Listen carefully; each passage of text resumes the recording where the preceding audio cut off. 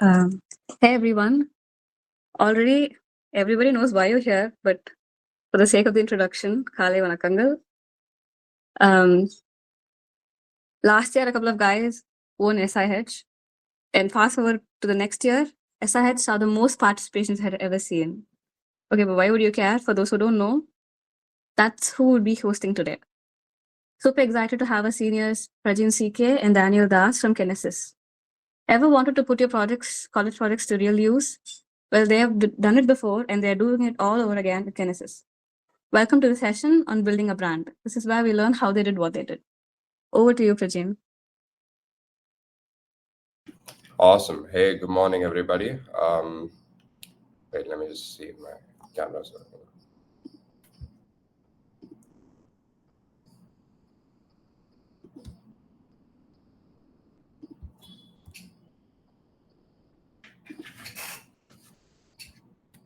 Great. Okay. Just for the sake of professionalism, I'd have to turn my camera on. I wouldn't even bother ever. So, firstly, happy International Labour's Day or Workers' Day. I know May 1st is where we get to sleep through the day and just like enjoy the day, but huge shout out to everybody who has took the efforts to be here in the first place. So let's just make the session worthwhile. Awesome. So today's session, it's about building a brand. Okay, it's a very large scope on where do we actually start, because hackathons has been like the fundamental of how I grew up. Okay, before I actually go ahead, let's just like make it very interactive. For those, I see a lot of first years, and I see a lot of them from other colleges as well. So for those who are present here, who uh, is HackHerVerse your first hackathon? Is this like your first hackathon? Like, raise your hands if it is your first hackathon. Awesome.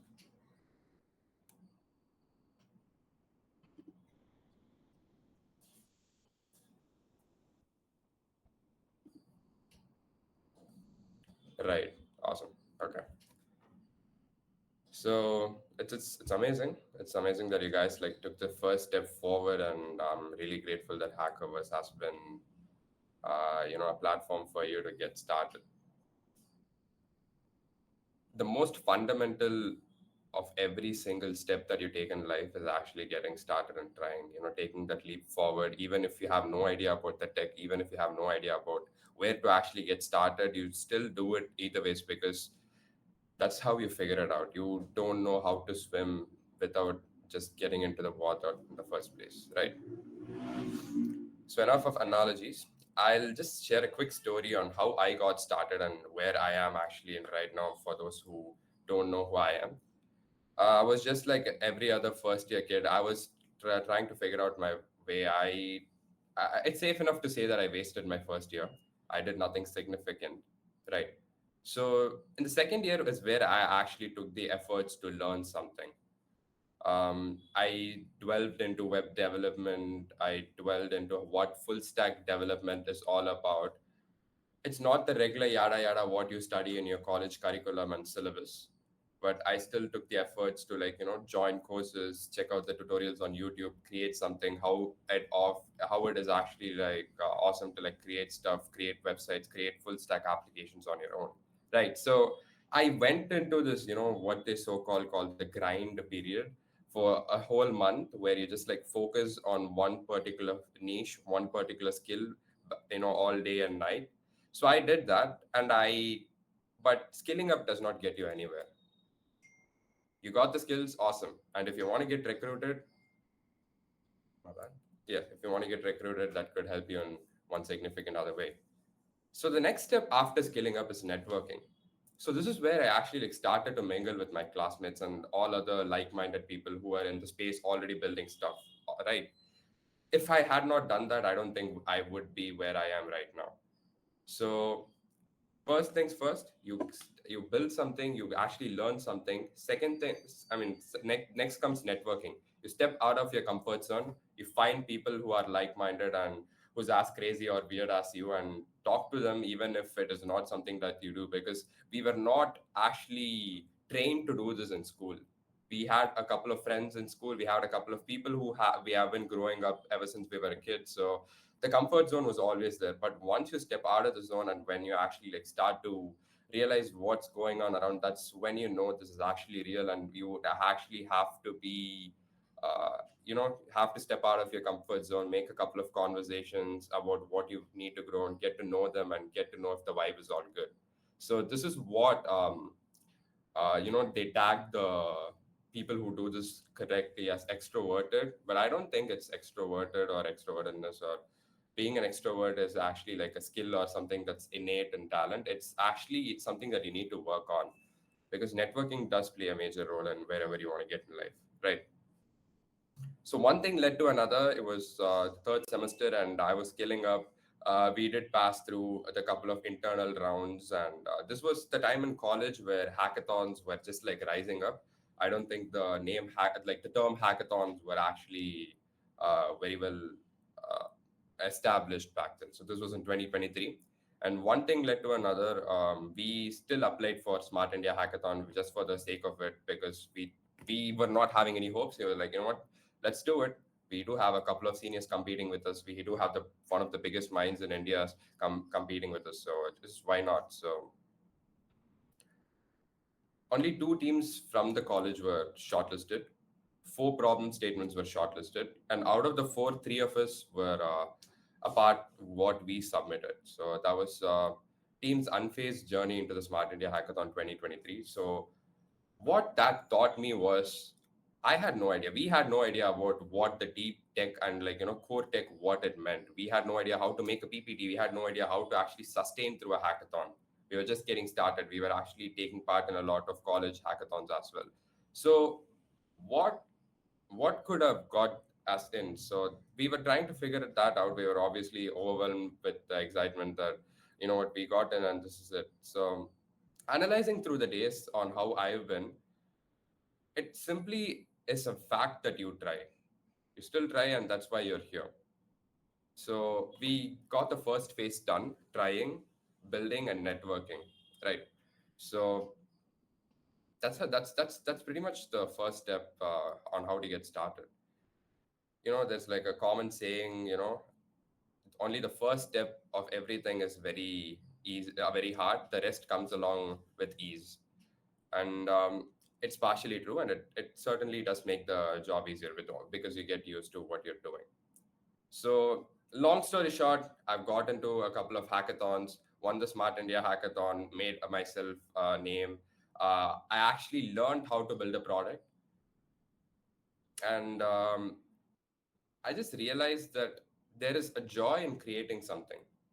When a certain problem statement is given to you, you don't do it for the sake of winning the cash prize, or sake of just like for the sake of it to get a certificate or something. When a problem statement is given, you analyze all the parts of it, even though you're using ChatGPT as a tool to like just see your resource on how you should you look at the various aspects of it. You see if it actually solves the problem of your end user.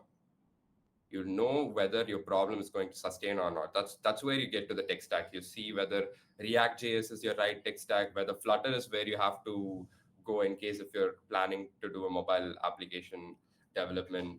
What kind of database, if is it relational or not like a non-document SQL or something. So you get to choose. You get to like choose what tech stack would be right based on the problem. Right. So you're building something. That's where you actually become a builder. You analyze the problem, you analyze the scope of the problem, you analyze the depth of the problem, you also do the business analysis of the problem, and eventually you're a startup founder. That's all I can say. Every single problem that you solve, spending your hours and energy and time understanding the depth of the problem, that's where you realize you're actually solving a problem. You're a creator, you actually get to solve something, and the joy in solving something is actually that has led me to like build a startup. We're just getting started, but the I just realized, okay, that was my thing, that I find joy in doing something. I find joy in solving problems. So that is how I got started. And yeah, so this is I like to like put a brief pause here, if at all, if you all have any questions, or if at all where you would have to ask me any more further questions on where I would have to like talk about, or any other knowledge bank that you would like to get. Or Akshita, do you have any questions prepared? Well, I'll give way for others. We'll see if nobody's asking, then I'll shoot. Do you guys have questions for him? Yeah, right. I think Alok has. Uh, there was a question in the chat. So, how did you find like-minded people to work with for hackathons and later for Kinesis? Awesome. So, Alok, I was lucky enough to find the like-minded people within my class itself. I did not have to go around the campus searching for people. So I'd say that was purely a luck factor for me. But I've seen a lot of second years go around the campus, network through LinkedIn, Instagram, um, a lot of other hackathon platforms like Devfolio, Unstop, and so on. Right. So they find teams at random, and it has worked for them. I know a team who never met each other before, who have been fragmented across departments, yet they came across. I'm not quite sure how, but obviously through various sources and to talks and to like meeting through hackathons. Hackathons are like a great place to socialize and like get to know each other. Workshops and seminars and like clubs are also a great place to like network and know each other. So the more you actually like intertwine into people, so that's like one way to go about it. So with the case with me was I was lucky enough and I was fortunate enough to meet people from my own class. So I found most of my hackathon teams from my class. I found the entire Kinesis team that I work with is from my class. They're all my classmates. Even if you like go through the websites, you could like see a tagline from classmates to founders. So luckily, we shared the common mindset. We shared a common mindset of building something, building, making money, how to like actually get started. So we wanted to make some noise and wave in the tech space, right? So that's that's I was fortunate enough. So some of the common metrics I think that you should have while like forming a team is make sure you are able to communicate, because in a team you might have it's if you don't have conflicts within a team, I don't think that's a very strong or valid enough team, or and I don't think that you would sustain enough teams. So make sure if your ideas are conflicting, you have a methodology, or if you have like a very respectful way to like deal with it, and make sure your vibe is very good. And talking about the vibe, if it's all vibey, it's good, but at the same time, it has its negative side effects, because you're taking the other person as granted. By the what I mean by this is when some of your friends are in the team, you know them very well enough, and you don't have to respect them, or like you're just going to take the work for granted, right? So that does not work like that in business, or in a or in a team, or in a hackathon. When it comes to work, when it comes to dealing with an objective, you make sure you build something with uttermost responsibilities. So it is safe enough to say that you put the friendship aside while you're working. So yeah, awesome. I've applied for 4 hackathons and my PPT got rejected. This is the fifth, and I'm finally selected. Awesome. Congrats to you, Nikita. I'm very happy for you. Can you share some tips on making a good PPT to get shortlisted in the second round? Okay. Shwetal will get your question next. That won't be ignored. Awesome. PPT, PowerPoint presentations, or decks, as I call, are very essential for building a product. What starts as a PPT leads into a pitch deck into an investor that could get you potential funding. How I usually get started is keep your text very, very minimal. Focus on the core objective of your text. Make sure you don't use ChatGPT at all in like copying your content directly into your PPT. People still do it. People still get shortlisted, even if that's the case. I've seen PowerPoint presentations where the content has been blatantly copied from ChatGPT, but still it gets in. But those are exceptional cases. You can actually get the content from ChatGPT, put your own mind and soul into the PPT, and it will all turn out well. So first things first, keep your words minimal. Make sure your tech stack is solid, because I had the opportunity to review some of the PPT from HackHerVerse, and along with the community partners, at least to like see through what your guys have like submitted. I did notice while working on the tech stack, there are like certain confusions, and that was pretty obvious. That was from ChatGPT. For example, if we're making a a web app for a problem statement, say a bus tracking application, I've noticed that the major framework is either going to be Next.js or React.js. Like it was mentioned, it was going to be Next.js or React.js. And you need to consolidate on that. You need to wait, either pick Next.js or you gotta either pick a React.js or you gotta pick either Angular. So you need to like consolidate on the tech stack and make sure um, you get it right. And third next comes your attention span of the reviewers. Obviously their attention span is going to be very good for the first 5 ppts that they review, and but after that, if you're lucky enough, if you don't fall under that category, it's going they're just going to glance at the ppt at the very first slide or the second slide. So what I'd say is make it very interactive is not the right word, make it very attractive. Yeah, my bad. Attractive in the sense, include a lot of flowcharts, make sure you have a lot of illustrations and design that is very relevant and that does not coincide with the ppt format, and make sure you have the right set of content, and make sure every alignment and every word set is like on an aesthetic, because as we might say, we adjust the font size based on I'm not quite sure what tool you guys use to make ppts. We primarily used Figma, then later switched to Canva. So Figma and Canva is what we shuffle back and forth. So have like there's an option called create your own brand kit in the font section, right?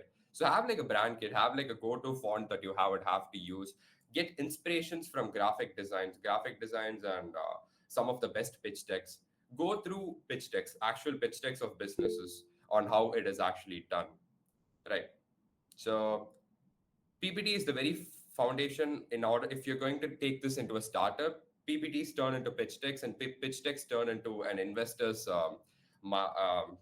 perspective, and eventually it turns into money. So focus on that skill. I think that input was enough. And if it is not, please do reach out, and or like add any more subsequent questions if for me to like any address that in specific, right? So what problem statement did your team work on SIH? So on Smart India Hackathon 2023, we worked on where is Shakti Sri here, WDM lead. Yeah, Shakti Sri Mollienwell. Okay, I'm not quite sure if she's there on the other side, but yeah, she was also my teammate. So we worked on a problem statement solving for multimodal coal transportation. So coal, we all know coal as what it is, but the way coal is being done from the mines, and the transportation is fragmented. You would have to carry it in lorries, trucks, ships, waterways, inland waterways, trains, right? So the model of transportation is all fragmented, and we were asked to like develop a portal or like develop a solution system that was unified, that actually made the tracking system more efficient. So what I believe that took us to the next level was because we understand the core of the depth. When we entered Smart India Hackathon, and when the reviewers actually were looking at all the problems, they realized that most of them failed to understand the problem statement itself. But what we did was actually understand the actual coal problem, like coal government of Coal India's problem. We read through their logistics policy, we read through their actual documentation. So that's where you actually get into the core of the problem, right? So once you understand what the actual problem is, we also actually reached out to a couple of industry members from the coal industry as well. So we actually got the depth of the idea, and we had to know what is possible and what not to be possible. So in the first round by itself, they told that, okay, you guys understood the problem and you guys know what you're working on. So just add on a couple of things and just like make sure you get the solution very well polished and deployable level. So that's what we focused on the next 36 hours. So that was what we did in SH 2023. It's 1317, SH 1317. And there's like a complete in detail video on how we actually won that. If possible, I'll later add the YouTube link on how we won Smart India Hackathon 2023. Right. So Alok again, I'm a first year student and I'm just starting to learn. Can I still join hackathons with just problem solving skills? Alok, this is minor suggestions that I have. Obviously, you can still join hackathons whether you like it or not.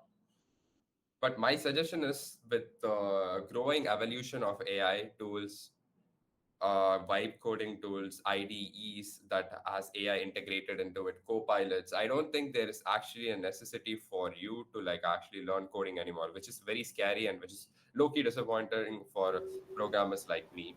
But what I would actually suggest is make sure you actually work on five projects without AI, without the help of without the help of understanding how no without the help of AI and any other sources that will help your project done. So work on five projects for you to understand the depth of how certain things are coded.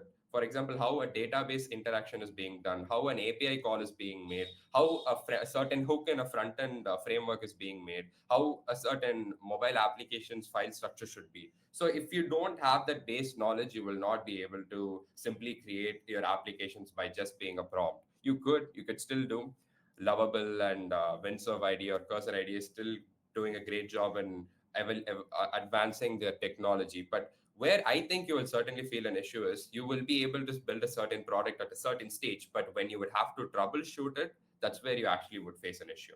So learn the fundamentals right. Don't skip it no matter what. Obviously, people are gonna have their say that AI is going to replace the coding industry. Maybe in a couple of years, they might not be sure how, but learn the fundamentals right so that you could get it right in case of building full stack applications. So, Alok, yeah, just like get whatever tech stack that you want to focus on, be it app development, Web3, IoT, be it whatever, just make sure at least you get five projects done by your own, then network and do all the steps ahead. So that's what I personally did in my grant period, right? So awesome, guys. Another question: did you get any help from our college Idea Factory?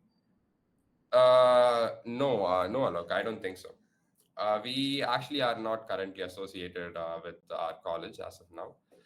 So we're just like doing everything on our own. And see, that is one good way to actually explore the opportunities outside of our college. So we're currently incubated by the Tamil Nadu government at ITNTI, Tamil Nadu Technology Hub, and we're backed by Forge Ventures, who are one of the leading manufacturers in AI and AI-based startups with respect to manufacturing. So yeah, we actually work on a product there. Yeah, but still, Idea Factory is a good place to get your idea started. So if you do have, yeah, Srinidhi, I'm feeling quite confused about my career. I've been exploring different tech domains, but I'm still struggling to figure out which one suits me or what I'm genuinely good at. Even though I've tried learning and experimenting with a few areas. Since you have been through this journey, I was wondering if you'd be open to sharing. Awesome. Okay, great. Just a quick raise of hands if anybody else feels what Srinidhi is going through right now, because this is a very major, common area of gray area that we're actually in. Okay, wow, that's quite the number.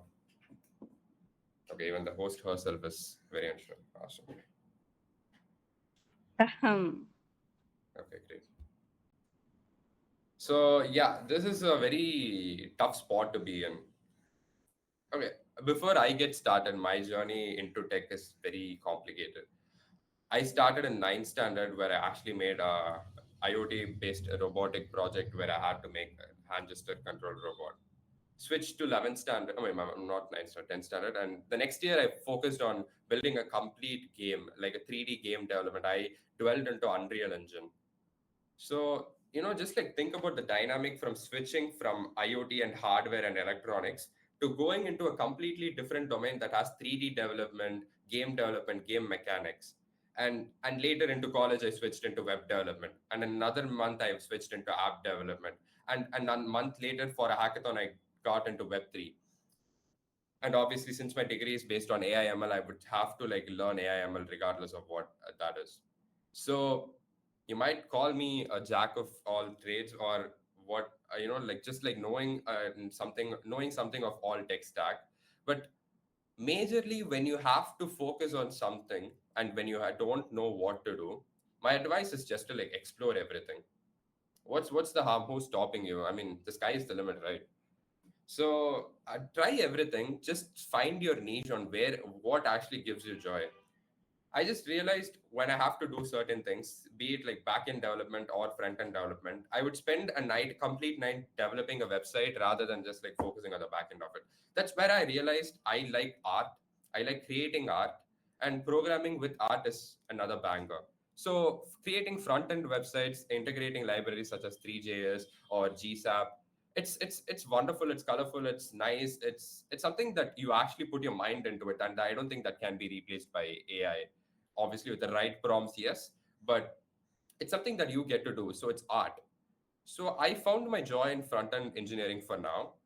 Back in school, I loved game development because I loved stories. I was a creator basically. I liked stories and I wanted to bring my stories into lives. And obviously, we all have that gamer inside you to like create something. And IoT projects, I did something, back. That's where I started my journey into tech. I did like a hand just a controlled robot. Again, the journey is in back in my YouTube. It's all something what you do as a kid, right? I thought I would never step back into IoT or hardware or electronics. But my startup right now is completely based on IoT and edge AI and embedded AI. And for those who don't know, I'm sorry, this is like the fundamental thing what I'm supposed to do as the co-founder. What we're doing at Kinesis is something that's beyond our scope. We're building assistive technology for visually impaired and blind people that leverages edge AI technologies. Okay, in a simple terms, in layman terms, what we're building is smart glasses for the blind and visually impaired. The journey simply started again in just another competition called the Google Solutions Challenge 2024. We started off building a simple module that would integrate local LLMs into your hardware.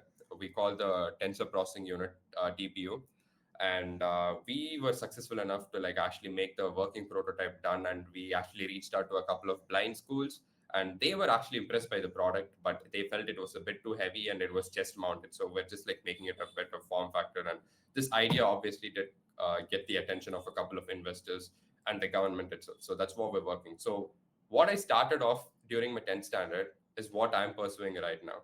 So explore a lot of things, explore a lot of domains. Sky is not the I mean, obviously, sky is not the limit. You can still go beyond that, is what I'm trying to say. So, find what you like. Obviously, you're not going to find what you're going to do by YouTube, or there would be like certain roadmaps saying that follow this and you'll have like a secured LPA, and that's it, your life set. So, creation does not work in that way. If you want to be a creator and if you want to learn something genuinely, make sure you learn something, and just like experiment. You still have the time. It's never too late. That's why I'm still experimenting. I'm still like not in a certain niche yet. So how did you stay motivated when things did not go as planned? um yeah, that's a tough question, man. um Motivation is just a surge of dopamine that gets into your head when you want to get started. So motivation is just the 5% of a head start that gives you, but staying consistent is what I would call discipline. So discipline is the right term to actually get through it. You might see me around campus. I'm just another college kid trying to focus on academics, and also being the lead of Google developer groups on campus. I might have certain commitments, but external to college, I have like lot a lot of other commitments as well. I would have to focus on my startup. I would have to focus on posting content on LinkedIn or YouTube. I would have to focus on networking with other college members. Uh, so there are like a lot of aspects other than college as well. So when you have a lot of things to focus on, it's obviously not easy because you would have to allocate your time properly, and certain objections, certain objectives are you're objected to do that regardless of what. So it's consistency and discipline that gets you going. Motivation is just certain, it's just something that gets you started, but consistency and discipline gets you through. And if you don't see you anywhere, going towards the goal on where you actually want to get started, I think you just have to like recalculate, re-navigate. Okay, am I doing this right? Am I actually working on the right thing? What's the point of being motivated and disciplined if you're not working on the right thing? So you just like take some time off and like recalculate and navigate through on what you're doing. And I hope I was that helped you. Yeah, guys. Any questions or anything? Feel free to switch on your microphones and shoot the questions. Any questions at all? Just like an open forum. I'm just about the wisdom what I have got through over the years. Nothing restricted. So just like an open platform, guys.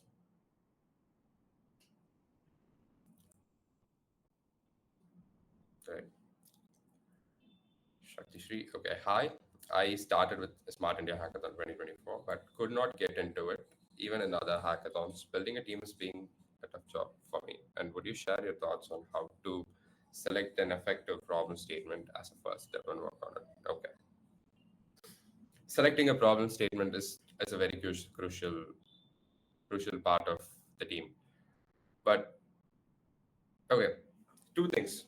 I'll split the questions into two things: building a team and selecting the problem statement. I think I've answered most on how to build the team. Certain metrics to include: make sure you find the right mindset of people, make sure your goals and their goals are the same, make sure the environment is very respectful. Actually, it actually helps you grow as a person. You find them very comfortable, and at the same time, if it is uncomfortable, you get used to what is being done. Make sure you're able to converse, or you're able to communicate your ideas and thoughts properly. And yeah, that pretty much is that pretty much um, it is for building a team. So building a team actually, it's building any other relationship. You're building relationships with people that's going to last for long. So it is essential. So coming to the next part of your question, if choosing an effective problem statement. So your choice of problem statement solely depends on your team. It would be completely unrealistic for me to choose a game development or a 3D project, which personally I am good at, but my team might not be. So it would be completely unrealistic and not the wise choice to like choose a problem statement like that. So you go on more of like an average cumulative mean decision. Okay, I don't want to bring in any machine learning terms into this. Um, you choose what your team is genuinely good at. If your team is good, if one of them is good at front end, if one of them is good at back end, if one of them is good at machine learning, and if one of them is good at something that contributes to the team, you choose what's good for the team, not good for you. And if you think the problem has depth, and if you guys have an innovative idea to solve, because okay, two quick examples. There might be two problem statements. One that could focus on doing a mental health app, and another could be something complicated, such as okay, I'm just going to take an instant: building a multimodal transportation system for the coal. So this is a niche. This is something what people would be very curious about, and they usually don't step in. But building a mental health application, it's something very general. I've seen a lot of them build the app over the years. So instead of choosing the more easier route, why don't you challenge yourself to build something in the more complicated route? But challenge alone is not going to do it. If it is very complicated enough that you won't be able to figure that out, and if it is more than your expertise level in tech, choose something that's both that and this on the mediocre level. And this solely comes from experience in hackathons. So yeah, skilling up, make sure your team's good with the problem statement, make sure you have an innovative solution to the problem statement. Do something different, that is not done by others. So yeah, in the end you ended it and ended it in a good notes. Like it's either so huge or simple or small to implement. So find a mediocre way to like get it done. when what did you do when classes were not helpful and the teaching was not good? It's like our time wasting, but we can't do anything. Okay. Regardless of what it is, I don't think you can skip classes because 75% attendance is a mandate in most of the universities. As annoying as it sounds, no matter how much you want to get rid of it, you would have to sit through it. But if you're lucky enough to find certain loopholes, and if you work your way through enough to give for them to grant you permissions to work on your project, that's one way to go about it. So I personally found my way through ODs. and attending external events and actually working on projects that mattered for myself, my profile, and that could potentially benefit in the college. So it was for like a win-win situation for me and both for the authority that was giving me the permission. So I worked on a strategical way. I calculated my attendance, say that if I take an off today and if I focus completely on scaling up, will I be able to like cover the 75% attendance, right? So that's what I did, man. It was more of like a strategic attendance calculation as well. So you're helpless in that case. If you just like find your way out, or just you would just have to work your way through. But 75% attendance is the mandate. Yeah, now that we can see our attendance in ERP, back then in your time, you didn't even have that provision. You had to calculate it. I'm sorry, I didn't get that. Back in your time, you had to literally calculate, but now we can see how much our attendance is dropping in real time. Yeah. So So it's easier now. yeah. Why it was more of like a mental calculation thing back in the day. Back in the day, as in what 2 years back. So yeah, Back in the days, old. yeah, sure. But Any more yes, questions, guys? any more questions? I'd personally like to apologize from my co-founders, Daniel Das. He was supposed to be here at the presentation, but again, you know how startup founders get. He was working through the product till like 3 a.m. or 4 a.m. I just saw the message and I was like, okay, nice. I don't think he's gonna make it. So that's what being building something, be it hackathons. We've had sleepless nights and hackathons for building the product. We're still going to have. It's a routine that you follow while building a startup as well. So that's what happens when you're with the team. So yeah, what is Kinesis about? Okay, I think I just told. But there's still a website on what we do, kinesis.in. We build assistive technology for the blind and visually impaired. In a simple form factor, we're building the most advanced version of smart glasses without the need of a mobile phone or internet that would locally be able to detect objects such as people's faces, currency notes, text. It also does translation. So the input is the environment. We were blessed with eyes to actually sense the environment, but the blind are unfortunate. They're not fortunate enough to have such blessings. So we, with a growing leverage of technologies, we are able to sense the environment through cameras and various other sensors, right? So we just thought maybe we could use that as input, and the blind could give their input through audio, which is technically a microphone, and the output is received through the headphones. It's more of like a bone connection earphones. So we're still going depth on R&D. We're currently at an alpha level, and we just got our first grant of 10 lakhs by Forge Ventures, and we're still looking at a lot of international prospects as well. So hopefully we make it out. I did certainly take the risk of dropping out of placements. I'm not quite sure if what my higher studies journey is going to be, but I like creating. So that matters by the end of the day. I like taking a problem statement. It sounds cool enough to say that my entire life is based on a hackathon right now. So when you're solving problems for something that actually need to be addressed, I feel that's cool. So yeah, that's what we're doing at Genesis. It's still a fun journey. We're not like that corporate yet. We don't have a structure. We're working this out with seriousness as college students. So that's what we do. I'm surprised nobody has asked for an internship yet. All right. Well, we're still not established enough to we did have a first set of internships. People who are interns at Genesis, they were happy with the experience. But right now, we actually need to focus on certain aspects of the company's management. So uh, soon enough, we will hope once the company is established and we do get some funding from the investors, we'll think about having interns or maybe hiring a couple of the people as well. So hackathon as HackHerVerse or any other hackathons, we actually wait. I'm sorry. I'll address Alok's question once again. What is your opinion on a learning platform that tracks progress, identifies struggles, provides real-time feedback for both students and teachers? Okay, I sense that Alok, you are you like planning to build this platform? Is that what you're planning to? Yeah, right. Okay, makes sense. So I'm not quite sure if you're from Rajalakshmi Engineering College. We already do have a platform called ERP. Uh, okay, so what it basically does is okay. I just want to know how different your whatever you're building is different from what the existing colleges have. If Alok, you it would be nice if you just unmute and talk. Since yeah it's more of a conversation only, you can just ask yeah him. yeah It'd be easier for everybody to follow.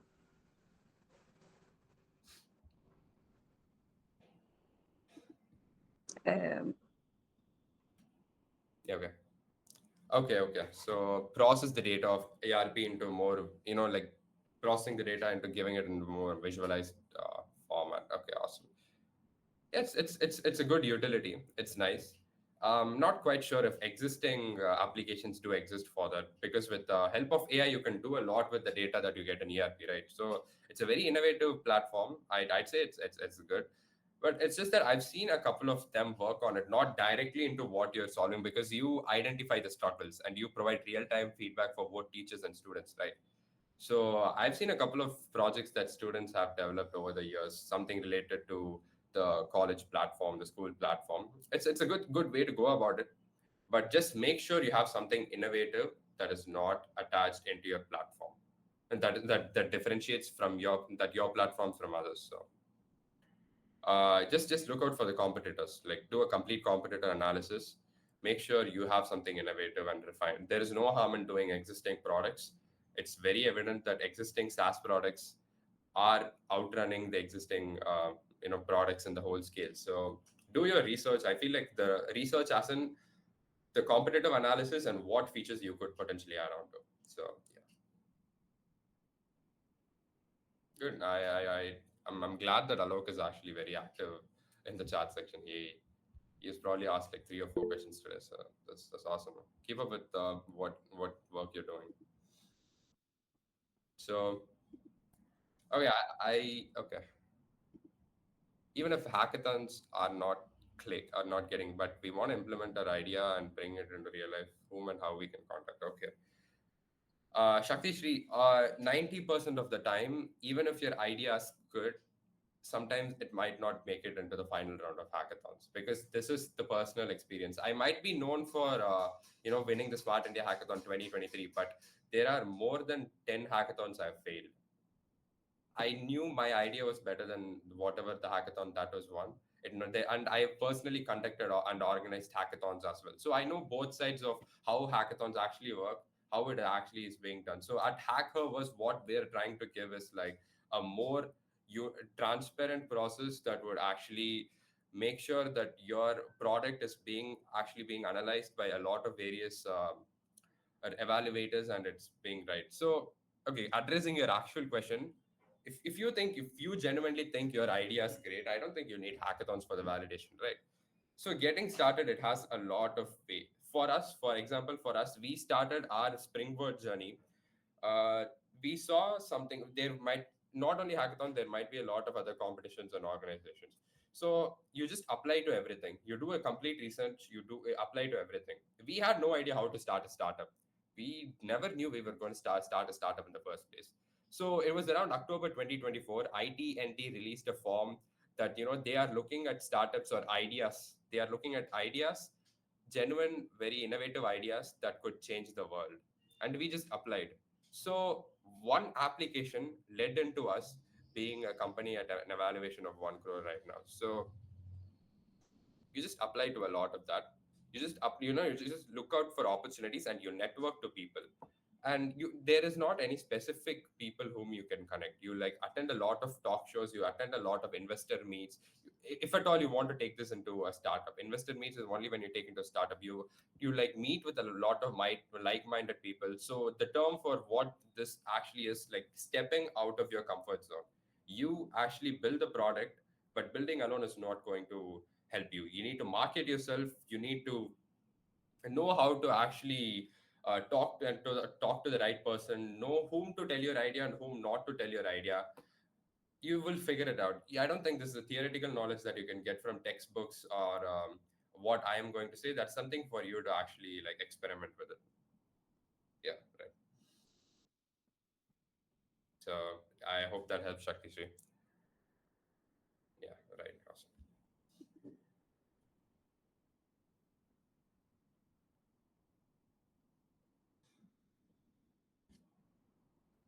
Okay, a quick show of hands. How many of you guys are participating in HackHerVerse from other colleges? Because it's good to see participations from other. Okay, Shwetal. Which college are you guys from? Shwetal, Shrishti.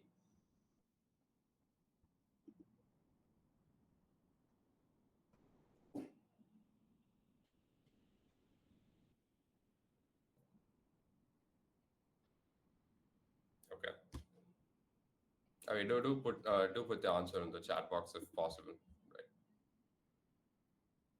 All right, guys. Any other questions? Any other final note that you guys want me to end it in?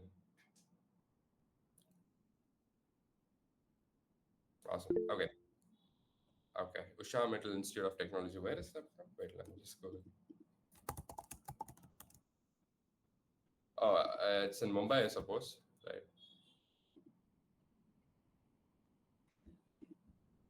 Right. Mumbai. Awesome.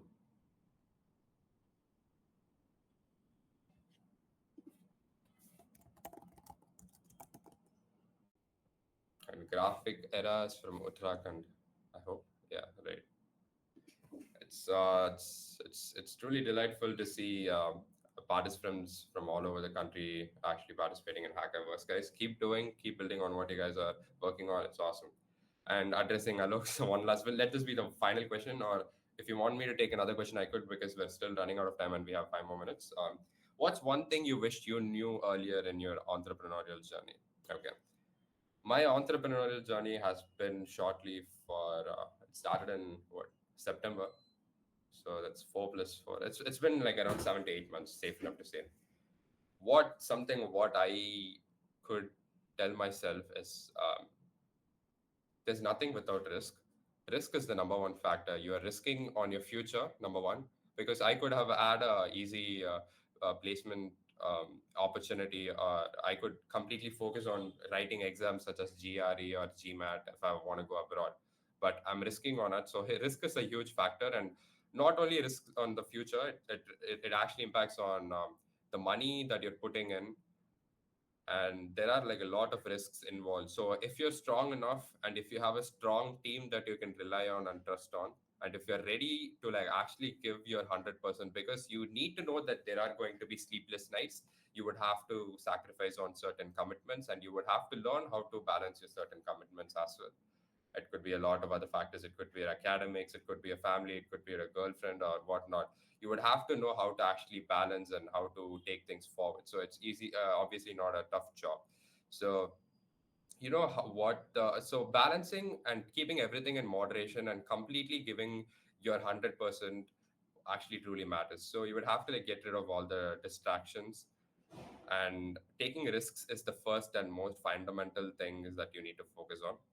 So I was not prepared for this. I thought I could. This is just another hackathon. I could probably get started. But once I get into it, I had to meet people twice my age every single time, and I had to understand what they're saying. They were using a lot of I mean, like terms that are business oriented. They asked what my capex is, like what my company's capex is, what is the return on investment, what is the funding amount. I had no idea what funding was like before I actually started a startup. I didn't know what equity meant. So these were the terms that I actually learned over the process. So if I could go back in time, I could probably just tell myself that, okay, just like learn the fundamentals of business and what it takes to be consistent in a business, because everybody can start a startup. Even a kid can start a startup. I've seen successful 12-year-olds running a successful bakery or startup. It's still a successful accomplishment, but they need to have that consistency and their ability to balance things that uh, to get the things running. So discipline, consistency, and sacrifices, risks is what the journey is all about. So yeah, I'd love to discuss more, Alok. If you want to reach out to me, I'll drop my LinkedIn later. And yeah. So addressing the final question, Shana's Fatima, can you suggest which tools do you as use to create the flowchart for the PPT? So primarily what we used is Figma. Um, Figma and Canva, right? So more than what the asset, what the tools are, I would like to take some time to for you to take some time to and research about the libraries or assets. So assets play a major role. Assets, as in the sense, there would be a lot of icons that are available on the internet.